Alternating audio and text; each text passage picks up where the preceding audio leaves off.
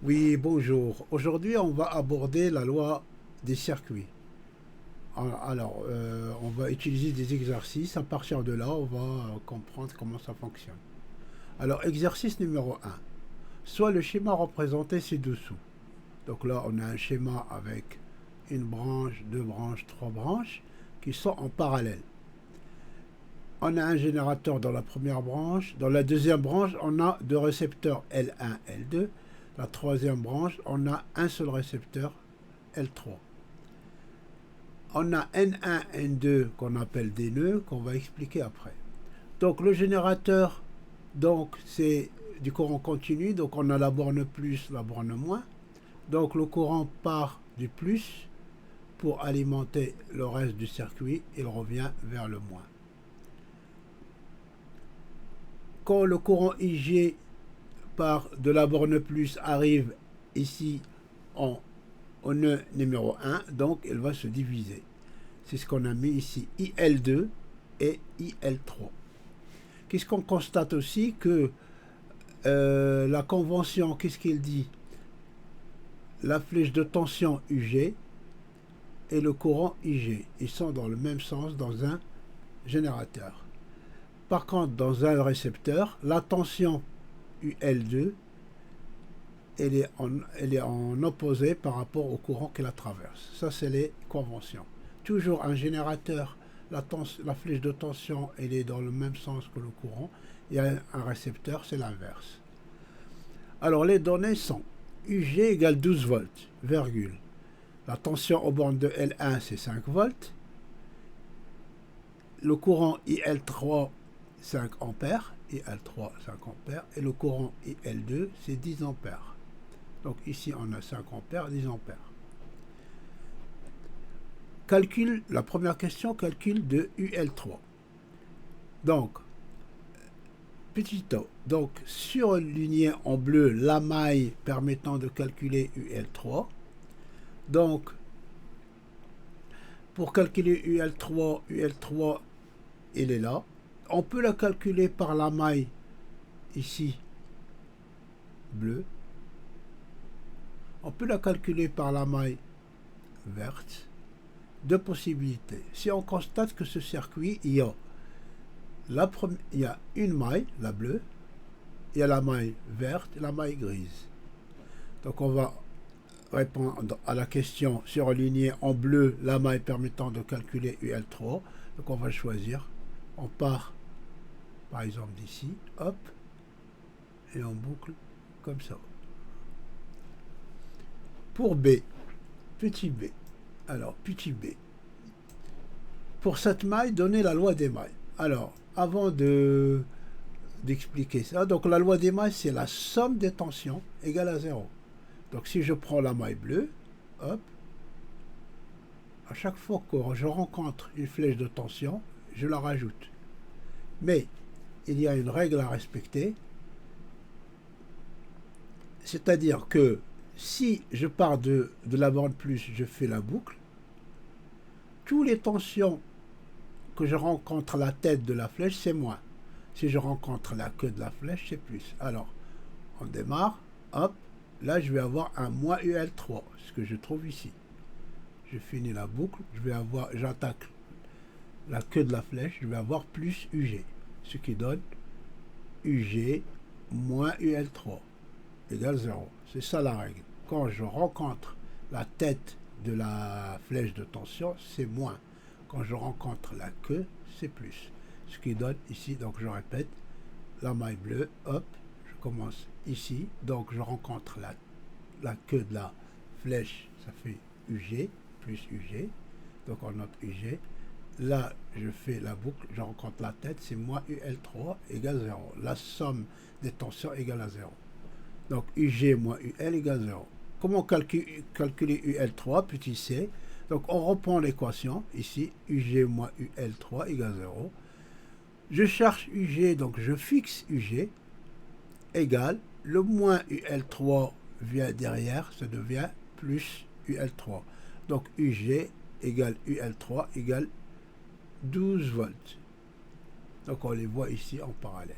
Voilà. Deuxièmement, calcul de UL2. Donc là, on va calculer la tension aux bornes de UL2. On va utiliser toujours la loi des mailles. La somme des tensions égale à 0. Mais là, qu'est-ce qu'on remarque? On peut le calculer de deux façons. On peut le calculer avec la maille grise, la boucle ici, et on peut calculer avec la maille verte. Pourquoi? Parce que la tension UL2 se trouve dans cette boucle-là, cette maille-là, la maille verte, et elle se trouve dans la maille grise. Mais là, on va choisir, et on a le choix, donc en fonction des données qu'on a, on va choisir la maille qui nous convient. Donc ici, la maille verte, si on choisit la maille verte, donc la maille verte, c'est celle-là, pour calculer UL2. Mais on va respecter, si je rencontre la tête, donc je pars comme ça, je fais la boucle droite, gauche, ça c'est ma maille. Si je rencontre la tête de la flèche, je mets moins, c'est ce qui est ici, moins UL3.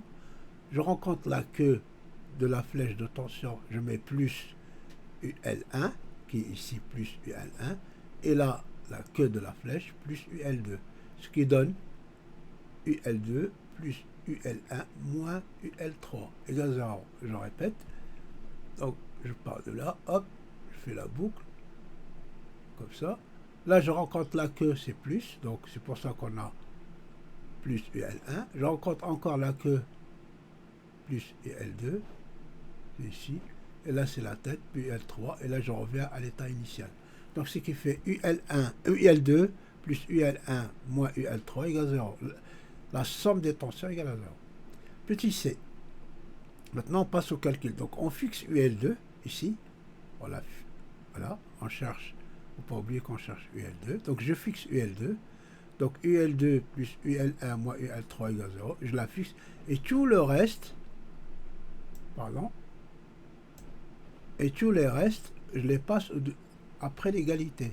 Donc, tout ce qui est plus après l'égalité devient moins, et tout ce qui est moins devient plus. Donc, moins UL3, ça va devenir plus, et plus UL1, ça devient moins. Et là, c'est l'expression littérale.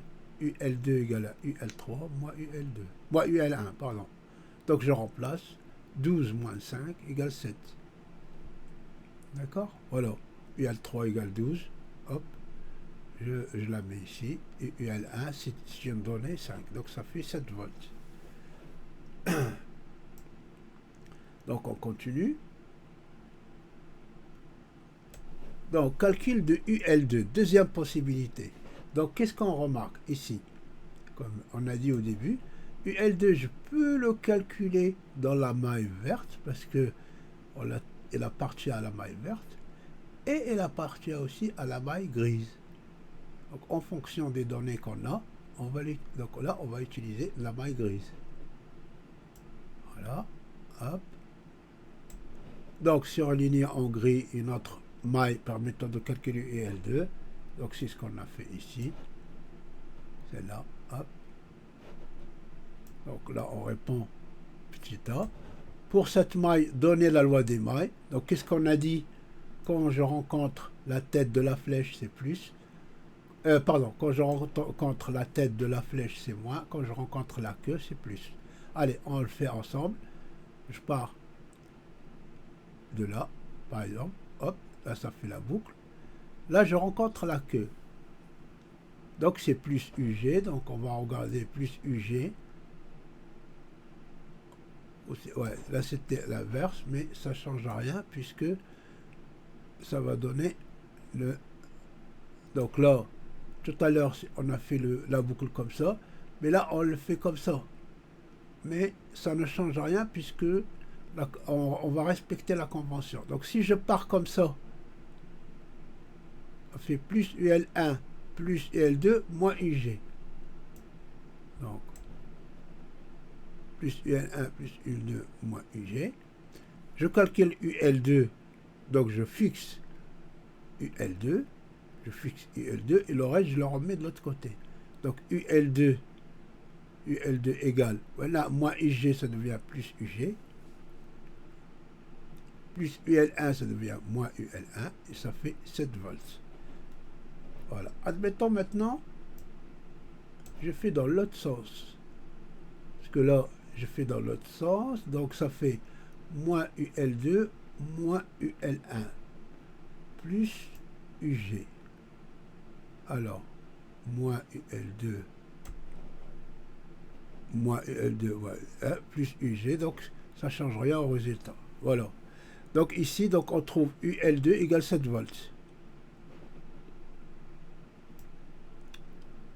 Alors, maintenant on calcule IG, c'est-à-dire le courant du générateur. On va utiliser ce qu'on appelle la loi des nœuds. La loi des nœuds, c'est quoi? La somme des courants qui arrivent au nœud est égale à la somme du courant qui repart du nœud. Donc si on applique cette loi, ici je pars IG qui sort de la borne plus du générateur, il arrive au nœud ici. Donc il se divise. Donc IG, le courant qui arrive, égale au courant qui part, à la somme des courants qui partent. Donc la somme des courants qui arrivent égale la somme des courants qui partent. Et comme ici, il n'y en a qu'un seul qui arrive, donc c'est IG égale IL2 plus IL3. Donc je reprends, pardon, ici. Donc IG égale IL2 plus IL3. Ça, c'est la loi des nœuds. Alors, ici, donc, c'est la loi des nœuds. Donc, IG, pardon, ici, ici c'est IG. Hein. Donc, IG égale IL2 plus IL3 égale à 10 plus 5, ça fait 15 ampères. Alors, que pouvez-vous dire de la valeur de IL3? Donc, qu'est-ce qu'on remarque ici sur le schéma?